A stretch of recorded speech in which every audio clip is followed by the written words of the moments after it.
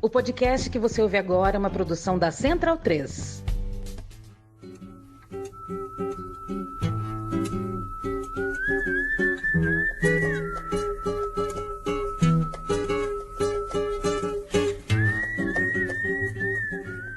Salve, salve! Muito bem-vinda a mais uma edição do Central Cine Brasil, nosso encontro semanal para tratar do cinema brasileiro, episódio de número 228, tratando de Grande Sertão, filme de Guel Arraes, inspirado, baseado, amparado em Grande Sertão Veredas, livro máximo de João Guimarães Rosa, filme que estreou em 6 de junho em quase todos os estados brasileiros, em mais de 100 cidades, e eu, Paulo Júnior, bati um papo com Luiz Arraes, que vive de Adorim na trama. A sinopse para o filme do Guel é a seguinte: uma grande comunidade da periferia brasileira, chamada Grande Sertão, a luta entre policiais e bandidos assume áreas de guerra e traz à tona questões como lealdade e traição, vida e morte, amor e coragem, Deus e o diabo.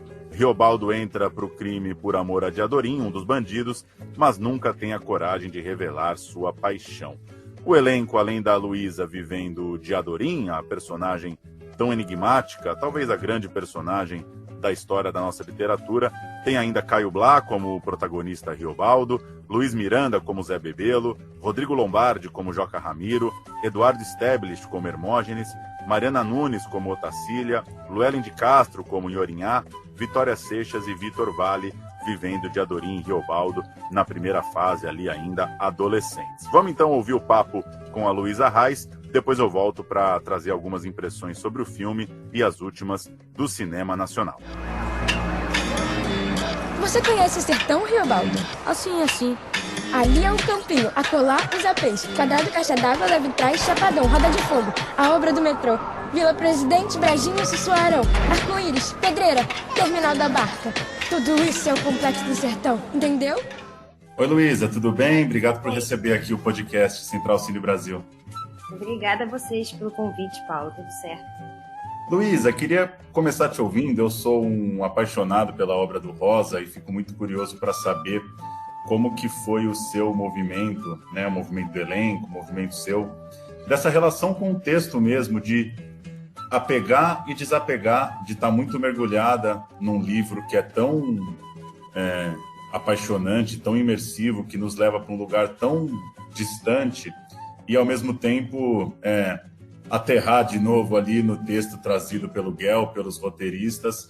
Como que se deu para você esse exercício de voltar ao livro, voltar para o filme?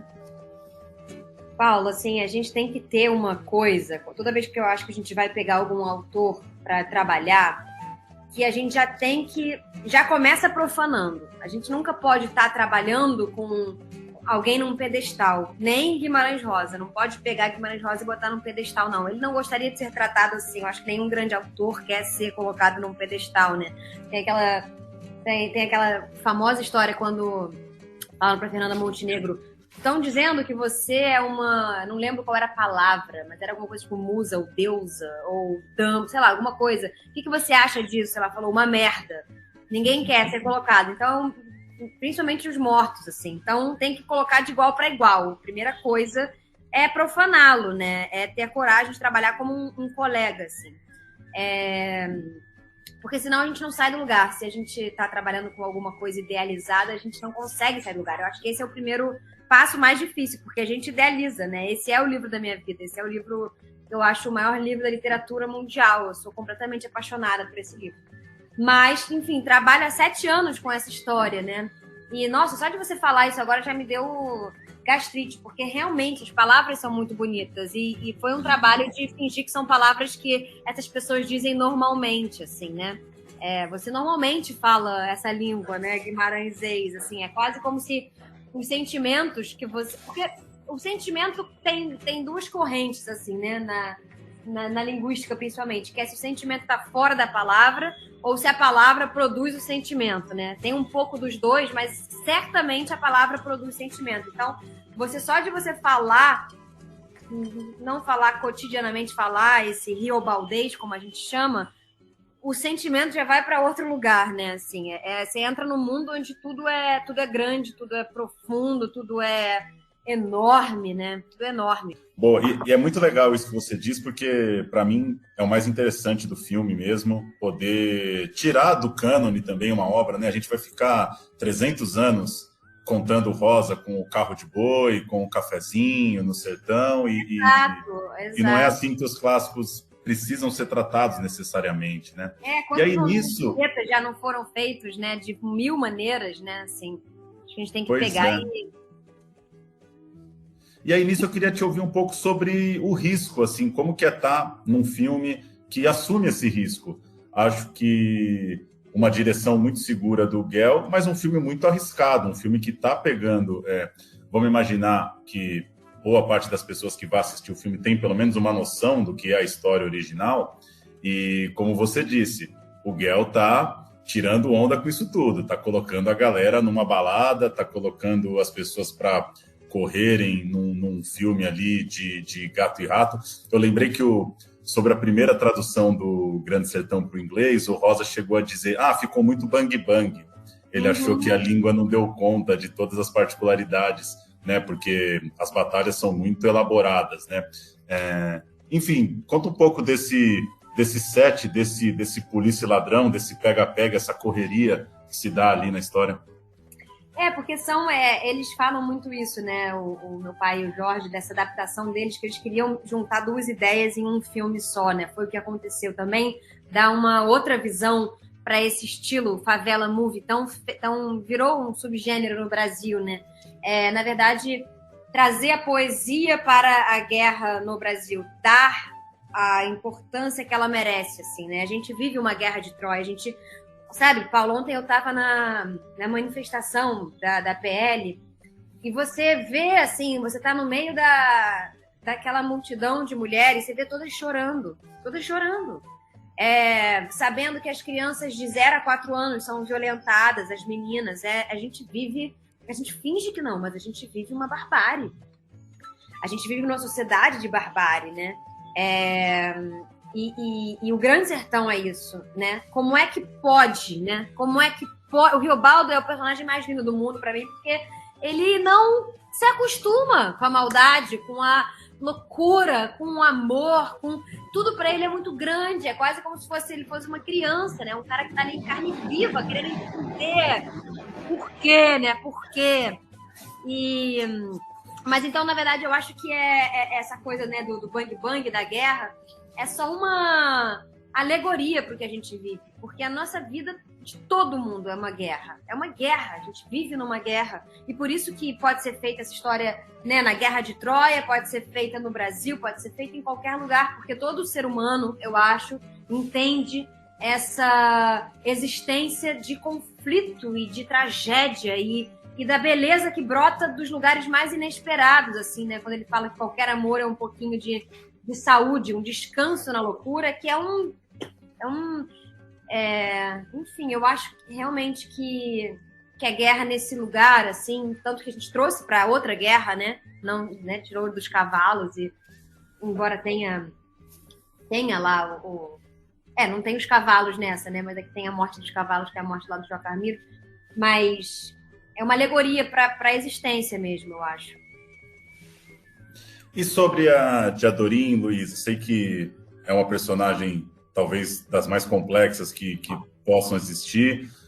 Até hoje, né, eu tive a oportunidade já de viajar por alguns lugares do norte e noroeste de Minas, e as pessoas até hoje estão debatendo a Bruna Lombardi na minissérie há 35 anos, então são daquelas conversas eternas que a gente vai ter, se Riobaldo foi um covarde, se ele entendeu o que estava acontecendo.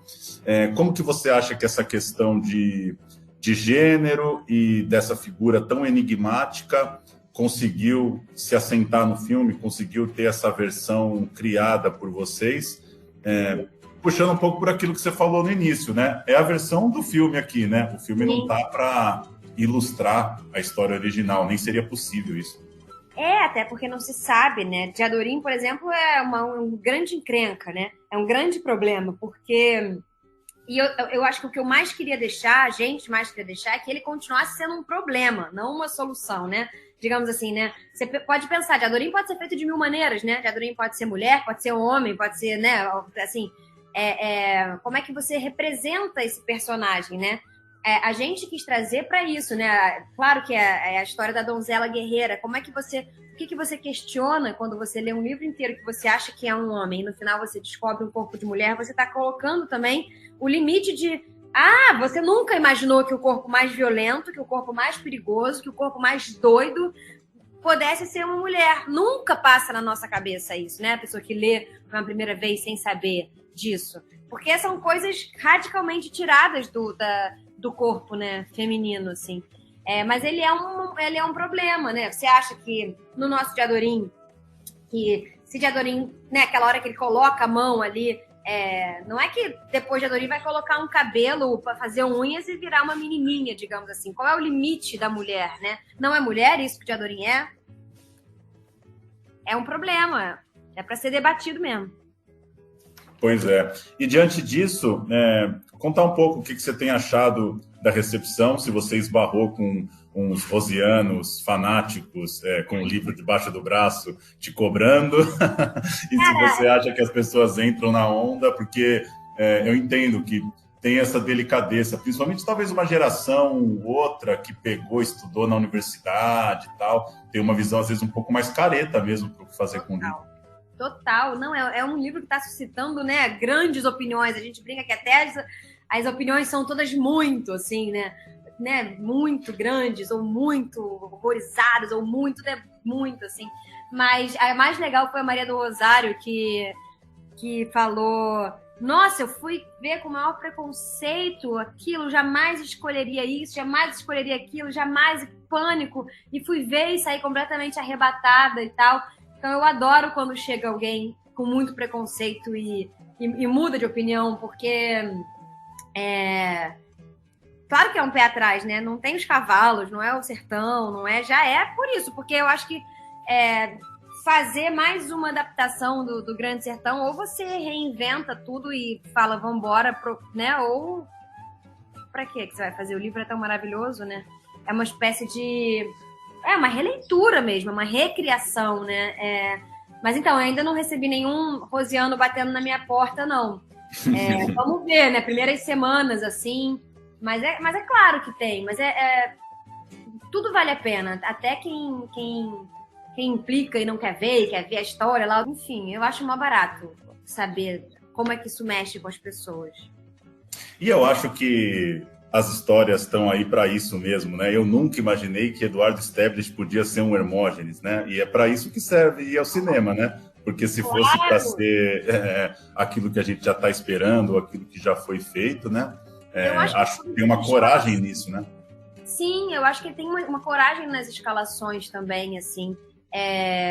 Né? O Luiz, por exemplo, eu sempre soube que ele era um tremendo ator dramático, né? Luiz veio muito do teatro, mas há muitos anos fazendo comédia. Você vê como ele bota tudo ali no Zé Bebelo, né? O trágico, o humor, a leveza.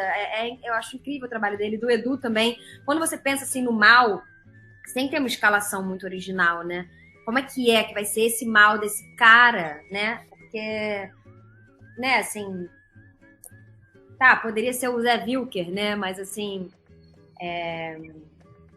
Quem que é esse grande ator, né? E o Edu faz isso também muito, muito bem. O próprio eu fazendo Diadorim, né? Não sou um homem grande, uma mulher grandona, assim. O que é que de doido, então, que eu vou colocar por isso, pela dificuldade? Eu acho que são escalações que a gente estava, assim, sempre o Caio não, né? O Caio mais super ali, Riobaldo e tal, mas a gente estava assim, meu Deus, diante das nossas dificuldades, o que a gente tem a trazer para isso daqui? Porque esse corpinho aqui, essa pessoinha aqui, o que eu lembro muito da gente batalhando, assim, principalmente nós três nisso. Muito legal. E se alguém está em dúvida sobre assistir, o Julgamento de Zé Bebelo, que para mim é a maior coisa já escrita em todos os tempos, tem uma versão ótima. E uma versão que é isso, que acho que quem lê esse livro e esbarra com ele há tanto tempo, talvez não tinha imaginado que veria um filme como esse. E acho que é aí que está a grande graça. Eu acho lindo o julgamento. Tensionar mesmo, bagunçar um pouco, né? Nossa impressão sobre as coisas. Eu acho que tem muita gente que não leu também, né, Paulo? Então eu acho que tem muita gente que vai indo ver um filme de luta, aventura, amor também no cinema e vai se deparar com a poesia de Guimarães em segundo plano, que também é incrível, né? Pois é. Para a gente fechar, Luísa, o que esses anos todos mergulhada aí em Diadorim, Riobaldo, em Grande Sertão, teatro, adaptações, volta para o ensaio, vira longa, o que isso te remete mesmo enquanto carreira, enquanto os próximos trabalhos? O que você poderia contar sobre encerrar pelo menos essa etapa, né? Não sei se virão outras histórias rosianas pela frente para você.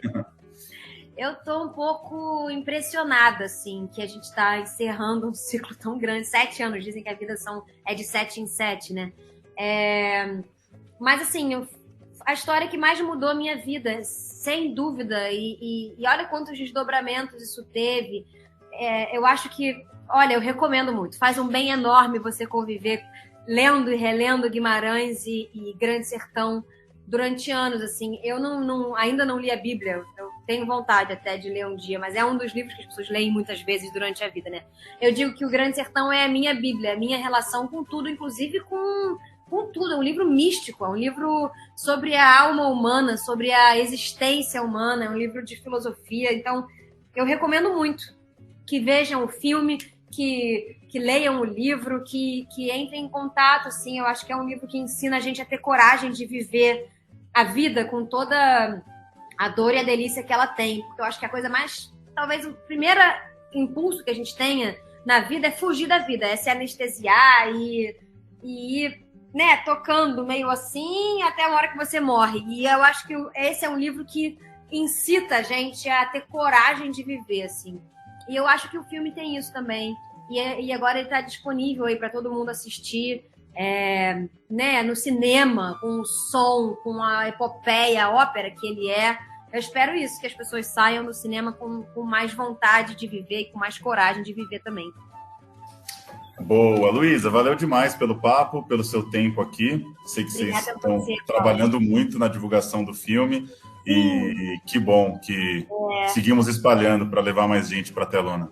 Isso é o mais legal, o público está aumentando, assim, tá aumentando de acordo com boca a boca. Isso é a melhor notícia.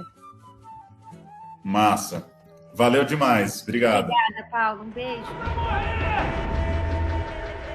Fofo fácil, professor, e em prazo. Vou acabar de uma vez com essa cambada canalha de bandido, desentrando na justiça e tudo destruindo do civilizado legal. Somente eu tiver feito tudo isso, entro direto pra política. Você então precisa de menos política, mais paz, coronel. A paz vem no fim da guerra, professor. Então vem a política pra se transformar esse sertão com as benfeitorias para um bom governo, para esse ó Brasil. Remediar a saúde, preencher a pobreza, estrear mil escolas para educar e socorrer as infâncias, ultimar o metrô. Temos de render este serviço à pátria. Tudo é nacional! É melhor o senhor não falar já de política, não divulgar. Podem pensar que quer o poder só. Sua razão é boa. Mas, quando chegar o momento, peça o seu discurso de apoio para falar em meu nome. O quê? Por recado não posso dizer. O senhor pacificando o sertão nem vai precisar de mim. A cujo vou, professor? Vou. Zé Bebelo? Falar um pouco minhas impressões sobre o filme, preciso começar com um disclaimer bem pessoal de que é um assunto que mexe demais comigo, também mergulhado em Grande Sertão Veredas há pelo menos uma década. Realizei um documentário também, Gerais da Pedra, que percorre os lugares por onde passa a história de Diadorim, em Grande Sertão. Então é um assunto muito caro, que mexe muito comigo e que eu fico muito interessado em ouvir as impressões e acompanhar o debate em torno dessa relação entre literatura e cinema. Vou começar dizendo que me pega um pouco as críticas que se apoiam muito na questão da adaptação. Me parece que esse é um assunto já um pouco velho. Primeiro a gente precisa, como diz a Luísa, e eu concordo demais, tirar o livro desse cânone, né? Desapegar, ser um pouco profano em relação a uma obra tão venerada, tão reconhecida, e a gente está falando de um livro que já tem mais de meio século, né? com versões. Já teve um filme Grande Sertão nos anos 60, tem a série famosíssima da Rede Globo nos anos 80. A gente tem 2 filmes, por exemplo, de A Hora e a Vez de Augusto Matraga. A gente tem vários filmes inspirados, baseados, como Mutum, da Sandra Kogut, um filme que eu gosto bastante. Então eu acho que ficar olhando para um filme a essa altura, de um texto já tão reconhecido, tão debatido no Brasil, enquanto adaptação, pensando, esse personagem ele é mais assim ou menos assim no livro, me parece um pouco contraproducente. Eu acho que está muito claro que o filme ele acontece por si só, né? Ele é uma releitura, uma versão muito diferente e isso me agrada demais, né? Porque, como eu disse na conversa, se for para a gente ficar fazendo o Grande Sertão a vida inteira da mesma forma, por que a gente vai ao cinema, né, acompanhar a mesma história? Falo especificamente desse olhar sobre desse foco muito grande na questão da adaptação. É claro que quando a gente fala de Grande Sertão Veredas, as pessoas que vão analisar o filme, muitas delas são muito apegadas à história. A gente está falando de um livro muito marcante para muita gente, mas eu gosto desse exercício do desapego. Eu gosto de ver o Eduardo Stablish de Hermógenes, de brincar um pouco com isso, de ser surpreendido com o Luiz Miranda de Zé Bebelo, né? Porque a gente tem ali no filme a figura do Riobaldo com o Caio Blá, que preenche essa coisa do monólogo mais clássico, essa história que esse jagunço, em determinado momento da vida, resolve contar para um interlocutor ali em Grande Sertão Veredas. Mas aí eu concordo com a Luísa, tem essa ousadia em formar o elenco.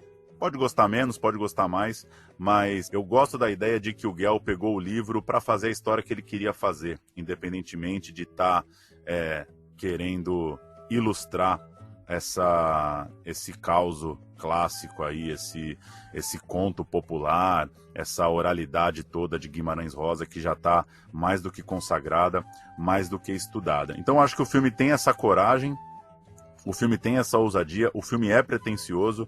A gente está falando de uma produção de orçamento de 17 milhões de reais, não é um filme pequeno para os nossos padrões, não é um roteiro simples de ser feito, e aí eu acho que tem um acerto em bancar essa história que é um pouco confusa mesmo, né? Grande Sertão Veredas acaba sendo tratado como uma história labiríntica, né? Não é que você consegue parar ali no meio das batalhas e não tem muito um didatismo, né? Como às vezes um espectador de cinema pode preferir. Então o filme tem um pouco dessa bagunça, desse caos, desse pega-pega de batalhas sobre batalhas. Esteticamente, não acho que tudo funcione. Talvez tenha ali um interesse de um certo exagero, de uma coisa, né, um pouco já dada de um cinema de ação, digamos assim. Mas nesse exercício de apego e desapego, me parece que a forma com que o Guel resolve contar essa história é uma forma coerente com o que pretendia o texto de Grande Sertão Veredas. O filme não tenta domesticar, não tenta enquadrar essa história em algo mais fácil ou mais palpável para um cinema. É um texto caótico, bagunçado, idas e vindas, é uma leitura que exige uma imersão, é uma leitura complexa, são personagens que vão e voltam sem muito aviso prévio, né? E eu acho que o filme entra um pouco nessa onda. Me parece que dentro dessa pretensão, dessa ousadia, o filme consegue bancar a complexidade de Grande Sertão Veredas. Ele está pensando num contexto urbano ali, em outro tipo de alegoria, de onda, de imersão, mas para mim o saldo do filme é bastante positivo. Assim, eu gosto de ver uma história clássica consagrada sendo tensionada, virando alvo ali de um outro exercício, de uma outra brincadeira. Para quem gosta do livro, para quem pira em Guimarães Rosa, nunca vai deixar de ser emocionante ouvir Riobaldo numa tela de cinema, né? Então o filme tem essa camada, tem esse barulho, tem esse impacto, né? Tem esse close ali, né? E você cara a cara com uma interpretação de Riobaldo lendo um texto que mexe demais com a gente. E ainda que a gente possa questionar, né, escolhas estéticas, essa coisa que a Luísa traz, né, do favela movie, essa coisa de às vezes um certo maneirismo ali, de fazer um corre-corre e um acompanhamento de câmera mais ágil e mais solta, querendo trazer alguma dramaticidade ali num pega-pega mesmo, num gato e rato. Nem todo mundo vai pirar nisso, de fato, em alguns momentos também eu posso ter me distanciado um pouco, mas eu fico com esse reforço de que as histórias estão aí para serem tensionadas, vividas, revividas, brincadas, e eu gosto de pensar que, saiu esse Grande Sertão. Já tinham outros, virão outros. Guimarães Rosa está o tempo todo aí na contação de história, no teatro, nas tentativas de interpretações e reinterpretações, e eu acho que faz parte de uma certa maturidade da obra e desapego da obra, da gente ter trabalhos das mais variadas formas. Então, gosto do que vi. Não acho que é um filmaço que eu daria 5 estrelas, incontestável, longe disso. Acho que ele tem as suas questões, mas eu prefiro ficar com a ideia de que, quando eu acabo lendo muitas críticas aos porquês dessas escolhas em relação ao livro original, eu prefiro pensar que o livro original está aí para ser bagunçado mesmo, né? Guimarães Rosa dizia que tinha pavor de uma literatura de papel, né? Que a literatura não é feita para ocupar um papel e ficar parada dentro de uma gaveta, dentro de uma estante, e ver o livro vivo na tela, e ver o livro vivo num projeto de tamanha robustez, né, com tanta gente grande envolvida, um filme de quase 20 milhões de reais, me deixa muito contente. Gosto de saber que tem gente indo assistir Grande Sertão nos cinemas. Ainda que seja muito interessante saber também que o filme divide opiniões. Acho que algumas pessoas mais apegadas podem achar que essa coisa que a Luísa Reis chamou de profana, né, de profanar o Guimarães Rosa, isso pode ser algo muito desapegado também, muito largado, muito qualquer coisa. Como é que essa história vira isso? Mas eu gosto da confusão e acho que o Guel faz um filme que nos provoca, de fato, e que vale demais ser assistido. E começou nessa quarta, 19 de junho, no Dia do Cinema Brasileiro, a 19ª edição da CineOP, a Mostra de Cinema de Ouro Preto, com programação até o dia 24, 153 filmes de 7 países, 18 estados brasileiros, estão distribuídos por 8 mostras, e para registrar os filmes da Mostra Contemporânea de Longas, os brasileiros ali são A Portas Fechadas, doc do João Pedro Bin, que volta ao AI-5 lá em 68, Agudaz, Os Brasileiros do Benin, documentário da Aida Marques, Bum Shankar, o filme perdido do Guará, um híbrido do Sérgio Gaggi, que volta ao filme Bum Shankar, de 72, filme dirigido pelo Guará Rodrigues a partir de uma viagem de Amsterdã até Goa, na Índia. Otelo, o Grande, filme de Lucas Rossi dos Santos, claro, documentário tratando de Grande Otelo, e Pereio, Eu Te Odeio, do Alan Sieber e do Tasso Dourado, diante de Paulo César Pereio, recém-falecido. E para registrar as estreias da semana, tem Bandida, a número 1, de João Weiner, história que se passa na Rocinha e trata de Rebeca, uma mulher chefe do tráfico nos anos 80. O Estranho, de Flora Dias e Jurana Malon, que propõe um retrato dos personagens que convivem no Aeroporto Internacional de Guarulhos. E Tudo o que Você Podia Ser, de Ricardo Alves Júnior, que acompanha a despedida de Aisha de suas melhores amigas lá em Belo Horizonte, um filme que trata desse afeto e da amizade.